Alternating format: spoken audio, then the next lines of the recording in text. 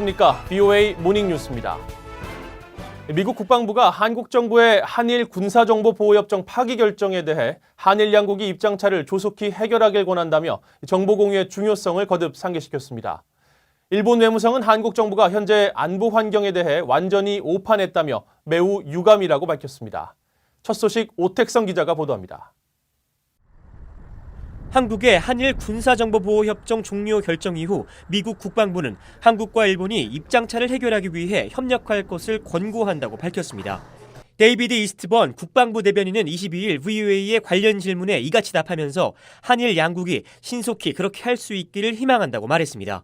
또 미국과 일본, 한국이 우위와 결속을 통해 협력할 때 우리는 더 강하고 동북아시아는 더욱 안전하다며 정보 공유는 공동 안보 정책과 전략을 개발하는 핵심이라고 강조했습니다. 미국 정부는 지난달 한국 청와대 측이 일본과의 관계 악화 속에서 지소미아 파기 가능성을 처음 거론했을 때부터 지소미아 유지를 지지한다는 입장을 밝혀왔습니다. 한국 정부 발표 전날 일본을 방문했던 데이비드 버거 미 해병대 사령관도 우방 간 정보 공유가 중요하다는 점을 거듭 피력하며 협정 연장 가능성까지 예상했습니다. But from a military perspective, it's important to be able to share information because each country has information that the other ones will need, and the ability to move that is very important from a military perspective. So I'm optimistic it'll get worked out. 고로다노 일본 외무상은 담화를 통해 한국 정부의 협정 종료 결정은 현재 지역의 안보 환경에 대한 완전한 오판이라면서 매우 유감스럽다고 밝혔습니다. 특히 한국 정부가 안전보장의 문맥에서 협정 종료 결정과 일본의 수출관리 운영 수정을 관련지었지만 이것은 전혀 차원이 다른 문제로 한국 측의 주장은 절대 받아들일 수 없다고 강조했습니다. 또 이번 결정을 포함해 한국 측이 극히 부정적이고 비합리적인 행동을 계속하고 있어 상당히 엄중한 상황이 이어지고 있다면서 한국 측에 현명한 대응을 강하게 요구하겠다고 밝혔습니다. VOA 뉴스 오택성입니다.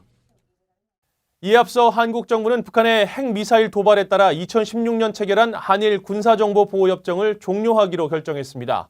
한일 양국 간 신뢰 훼손으로 협정을 지속하는 것은 한국 국익에 부합하지 않는다고 밝혔습니다.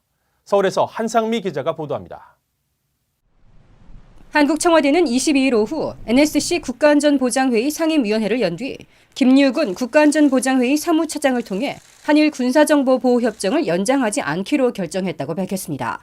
일본 정부가 지난 2일 명확한 근거 제시 없이 한일 간 신뢰 훼손으로 안보상의 문제가 발생했다는 이유로 한국을 수출무역관리령 별표 제3의 국가군, 즉 백색 국가에서 제외해 양국 안보협력 환경에 중대한 변화를 초래했다고 밝혔습니다. 이러한 상황에서 정부는 안보상 민감한 군사정보 교류를 목적으로 체결한 협정을 지속하는 것이 우리의 국익에 부합하지 않는다고 판단하였습니다.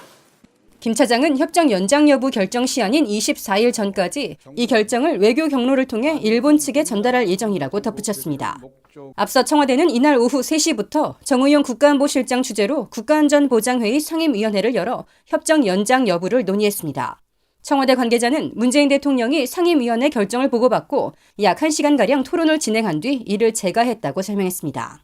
또 강제징용 피해자에 대한 일본 기업 배상 책임을 인정한 대법원 판결을 존중하고 한일 관계를 고려해 정상회담 제안과 특사 파견 등 일본 정부의 해결 방안을 제시했지만 호응이 없었다고 말했습니다. 지난 2016년 체결된 이 협정은 매년 자동 연장됐지만 한국 정부는 일본의 수출 규제 조치에 대한 대응 조치로 협정 파기 가능성을 언급해왔습니다. 일각에선 미한일 안보 협력의 중요성을 고려해 북한의 핵미사일과 군사 동향 등에 대한 정보 협력을 목적으로 한 한일 간 첫 군사 협정을 연장할 거라는 관측이 나왔지만 결국 협정 체결 3년여 만에 파기가 결정됐습니다. 서울에서 VOA 뉴스 한상미입니다. 일본을 거쳐 한국을 방문한 스티븐 비건 국무부 대북 특별대표가 당초 일정보다 하루 더 머무는 것으로 알려졌습니다. 20일 서울에 도착한 비건 대표는 22일 김현종 청와대 국가안보실 2차장과 면담 이후 한국을 떠날 예정이었지만 이날 출국하지 않았습니다.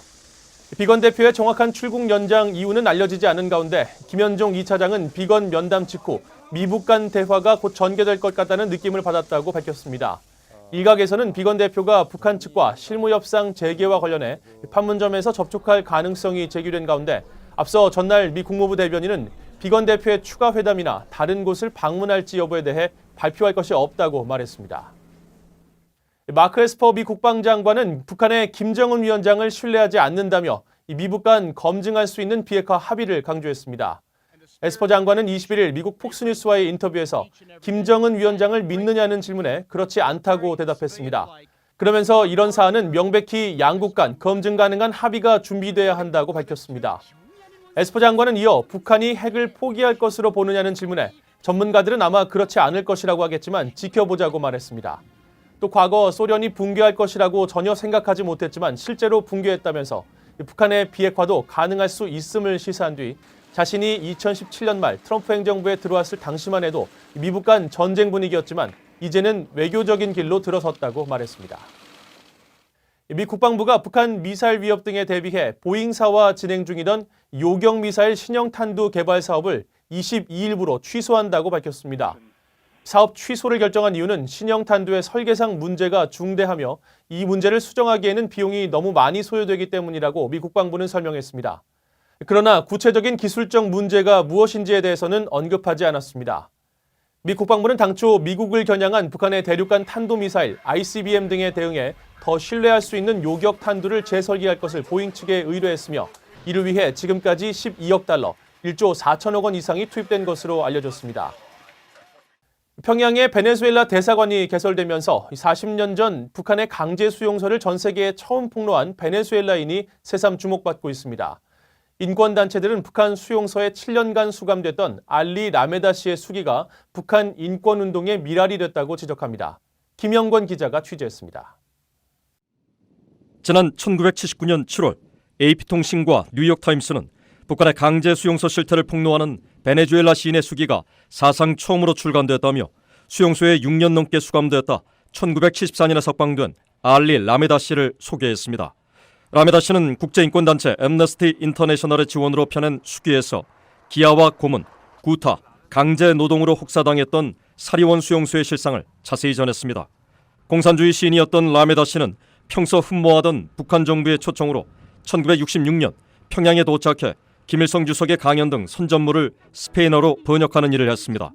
하지만 기대와 달리 감시와 고립된 생활, 14살 소년 김일성이 공산당과 혁명군을 이끌었다는 비현실적인 선전에 좌절하고 북한의 이런 실상을 가족과 친구들에게 편지로 썼다 발각돼 체포됐습니다. 미 중앙정보국 CIA 공작원이란 혐의로 20년 노동교화형을 선고받은 라메다 씨는 1974년 9월 유엔 가입을 위해 베네수엘라의 지원을 요청한 북한의 베네수엘라 협상으로 석방되었습니다. 그해 두 나라는 수교를 맺었습니다. 라메다 씨는 이후 수용소의 잔인하고 혹독한 생활, 6천에서 8천 명으로 추산한 수감자들의 삶을 폭로하는 시집을 출간했고 앰네스티 인터내셔널은 수기를 영문으로 출간했습니다. 북한 내 참혹한 강제 수용소의 실태가 처음으로 국제사회에 소개된 겁니다. 수기 출간 등을 계기로 앰네스티 인터내셔널의 북한 강제 수용소 실태 조사가 시작됐고 위성사진과 탈북민 증언 등을 통해 유엔 북한인권조사위원회는 2014년 정치범 수용소의 존재도 확인했습니다.